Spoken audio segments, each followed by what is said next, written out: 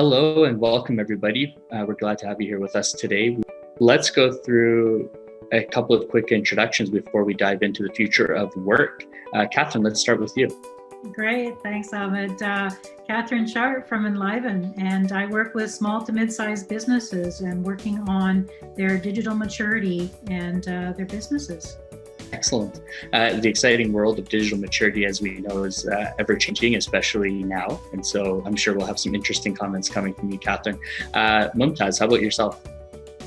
Hi, everyone. I'm Mumtaz Chaudhry. I'm the Chief Experience Officer and co-founder at Pragilis Solutions. I'm the better half of the husband and wife co-founding team at Pragilis. And I lead the teams that work with organizations to facilitate change and transformation inside their business. Fantastic. Well, happy to have you here. Shaheen, how about yourself? As the other half, we'll say. Yes, Shaheen Chaudhry here, again, co-founder and CEO of Pragilis Solutions. I am your host today. My name is Ahmed Rammay. I am with Marketing by Rammay. I'm Chief Strategy Officer. And today we're here to talk about the future of work. There have been some dramatic changes, new policies, lots of new technology that's been introduced into workplaces, and a lot of companies that have been having to switch very quickly and rapidly in today's work environment. And so with revolving intermittent lockdowns and working from home, let's talk about some of the nuances that affect those offices and how companies work. Why should leaders pay attention to these changes? And will a leader be at risk for not being aware? Shaheen, let's start with you. Yeah, no, that's a really good question, Ahmed. It's extremely important for leaders to pay attention to these because people are a big part of any organization, any business. It's the biggest asset an organization has is people. And with the current pandemic that started in March, it has had a huge impact on people. Economics and businesses were doing fine otherwise. And so that's why I think leaders have to pay a lot of attention to this because of the impact on the people. And that's the aspect of managing and the businesses and transitioning them through this and leading them through these difficult times. And as we come out of the pandemic, also, there's going to be more changes happening as a result of that. So people being the biggest asset, I think it's very important for leaders to pay attention to that and manage that.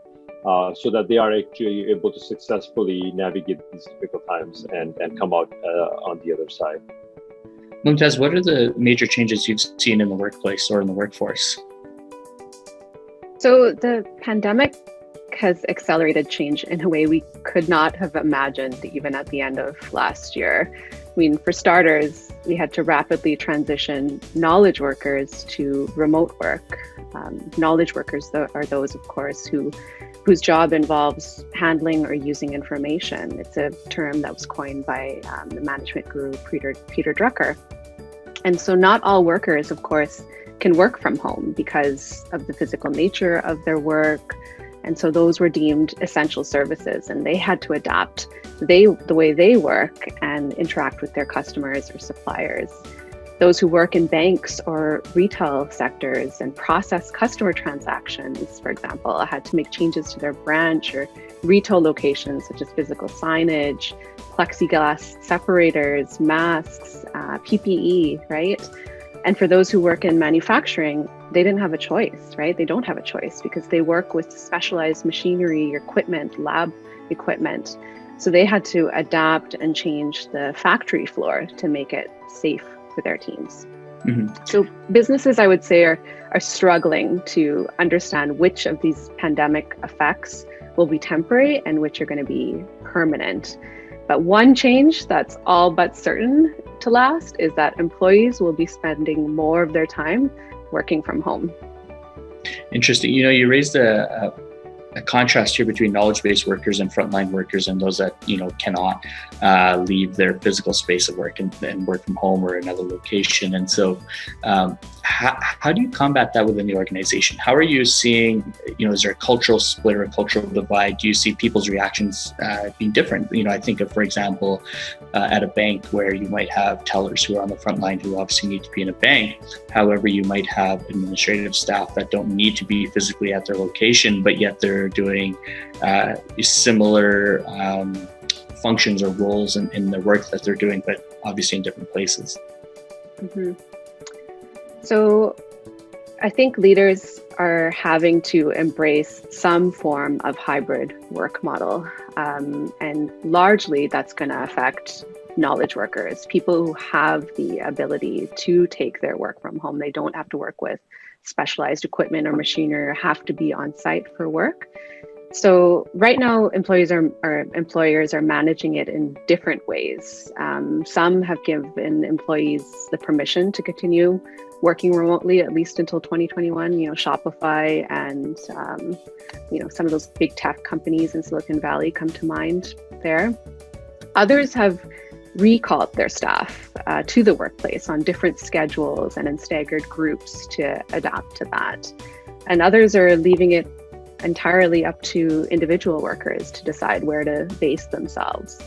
But businesses really are starting to think about the longer term. What are those alternative work structures that they need to put in place, especially with the vaccine now around the corner? I'd like to add something to that, Emma, if I may. So you brought up a good point here. Within an organization, there are sometimes multiple categories where employees, workers, and also in society in general. Some of those people are not knowledge workers, and they have to be, there are more risks involved in their type of work that they're doing.